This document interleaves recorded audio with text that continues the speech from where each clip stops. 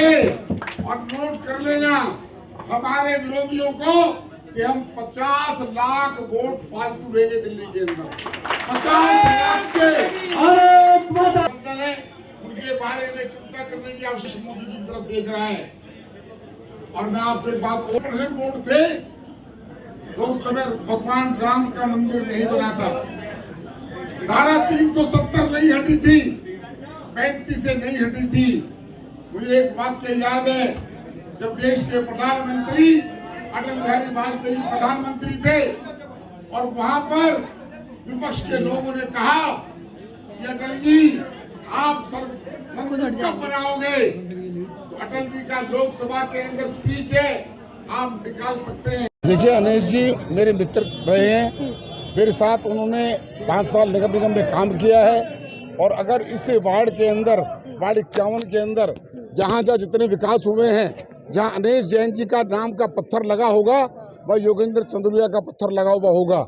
जब मैं standing committee chairman था, जब मैं मेयर था, मैं जानता हूँ कि 100 से ज़्यादा जगहों पर उन्होंने जो पार्क बनाए, स्विमिंग पूल बनाया, कम्युनिटी सेंटर बनाया, स्कूल बनाए और सभी हमारे महापुरुषों के नाम से गेट के दरवाजे पर उनका नामकरण कराया। अनेश जैन ने यहाँ पर क्रांति की थी और उसके बाद पार्टी ने उनकी धर्म पत्नी सरोजबाला जैन जी को यहाँ के उम्मीदवार बनाए, वो भी चुनाव जीत कर गई। 10 साल तक अनेश जैन परिवार ने यहाँ के लोगों की सेवा की है। और आज मैं भारतीय जनता पार्टी का कैंडिडेट नरेंद्र मोदी जी की गारंटी लेकर आया हूँ कि इस उत्तर पश्चिम लोकसभा के अंदर भारतीय जनता पार्टी की पताका फहराएगी और नरेंद्र मोदी जी तीसरी बार देश के प्रधानमंत्री बनेंगे। और जो आंकड़ा है, जो जनता कह रही है, वो मैं नहीं कह रहा, जनता कह रही है 400 पार। देखिए मैंने अभी केवल मात्र 3 संकल्प मैंने लिए हैं। पहला मेरा संकल्प है मेट्रो की लाइन वहां तक नहीं है, वो कनेक्टिविटी होनी चाहिए। रिठाला से बवाना कि वहां पर मेट्रो होनी चाहिए। तीसरा किराड़ी, यहाँ का ऐसा क्षेत्र है जिसके अंदर घुटनों तक पानी है। रेलवे का फाटक 12C, जिसका भारत सरकार ने, रेल मंत्रालय ने 132 करोड़ रुपया देने के बाद दिल्ली के नालायक मुख्यमंत्री ने NOC नहीं दी। उसके बाद LG साहब के पास जाकर वहां से उसकी NOC लेके वहां पर नीचे उसको बनाएंगे। और उसके अलावा 88 एकड़ जमीन जो घेवरा के अंदर हमारे साहिब सिंह वर्मा जब दिल्ली के मुख्यमंत्री थे तो उन्होंने 88 एकड़ जमीन किसानों से एक्वायर कराकर DDO को दी थी। 15 साल शीला दीक्षित के, 9 साल केजरीवाल के, 24 साल के अंदर आज वहां पर घास फूस के अलावा कुछ नहीं है, जानवर मरे पड़े हैं। वह स्पोर्ट्स यूनिवर्सिटी अगर बनती तो हमारे देहात के लोग, पूरी दिल्ली के लोग, उत्तर पश्चिम लोकसभा के लोग, वहां पर कबड्डी का खेल होता, खो खो होती, बैडमिंटन होता, टेनिस होती, पहलवान वहां से निकलते और देश का नाम रोशन करते। मेरा ये संकल्प है। केजरीवाल साहब तो करेंगे नहीं, हम LG साहब से फंड लेकर वहां पर स्पोर्ट्स यूनिवर्सिटी बनाएंगे और उसका नाम भी doctor Sahib Singh Verma sports university हो।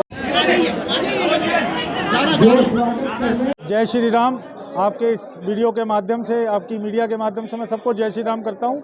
और मैं आज आपको बताना चाहता हूं, स्वर्गीय मेरे पिताजी श्री अनेश जैन जी, उनकी आज 63वीं जन्म जयंती थी।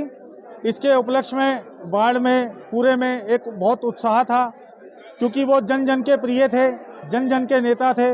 तो वार्ड वासियों ने मेरे साथ डिस्कस करके, बात रख के कि आज उनका पुष्प अर्पित का प्रोग्राम रखना चाहिए। तो उसी में हमने अपने लोकसभा प्रत्याशी श्री योगेंद्र चंदोलिया जी को भी यहाँ पर बुलाया, जो इस क्षेत्र से, इस उत्तर पश्चिम लोकसभा के प्रत्याशी हैं।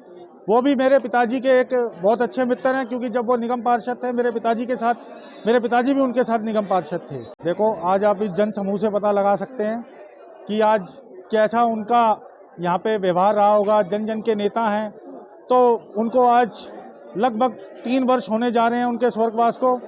तो मेरे ख्याल से मैंने हमेशा ही कोशिश करी है उनके जैसा बनूं, जैसे उनकी सोच थी। उनकी सोच थी सर्वोपरि कार्यकर्ता का सम्मान, तो मैंने भी वही राह पकड़ी है, वही सम्मान करना चाहे कार्यकर्ता का। तो आप अंदाज़ा लगा सकते हैं 3 साल में तो अगर मैं उनके राह पे नहीं चल रहा होता तो शायद इतना बड़ा जन समूह नहीं आता आज मुझे अपना आशीर्वाद देने। मैं आपके चैनल के माध्यम से यही कहना चाहूँगा कि ये हमारा वार्ड 51 परिवार है। मैं खाली वार्ड 51 परिवार में नहीं, जो भी मुझे सेवा के योग्य समझे, जहाँ बुलाएंगे जब बुलाएंगे, मैं मेरी टीम पूरी, देख सकते हैं आप, संजीव बंसल जी, अनीता सैनी जी, हमारे सतवीर जी, निधि जी, हमारी प्रवीण भारद्वाज जी, प्रभाव जी, हमारी सारा आप परिवार है, जहाँ बुलाओगे हम आएंगे।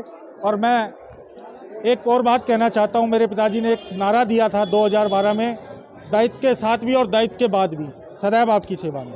देखिए, यूँ तो जिस व्यक्तित्व के लिए कार्यक्रम रखा गया, उसको अगर हम कोई परिचय शब्दों में कहें तो वो शायद ठीक नहीं होगा, क्योंकि हर जनमानस जो आज के कार्यक्रम में आया वो भाव लेकर आया और हर एक की कोई ना कोई स्मृतियां स्वर्गीय अनेश जैन जी से जुड़ी हुई थी।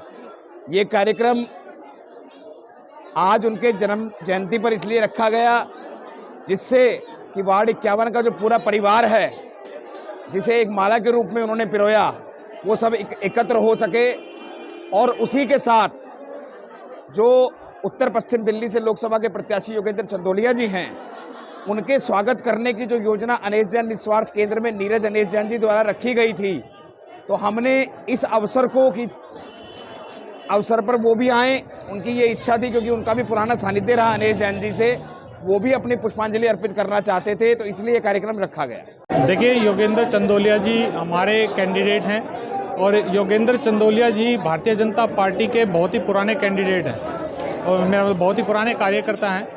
और इसी वजह से आप अभी एक भारतीय जनता पार्टी में आप शुरू से देखते आ रहे हैं कि भारतीय जनता पार्टी अपने एक छोटे से छोटे कार्यकर्ताओं को एक जिम्मेदारी देती है और हर वो स्थान देने की कोशिश करती है जिसके लायक वो कार्यकर्ता हो।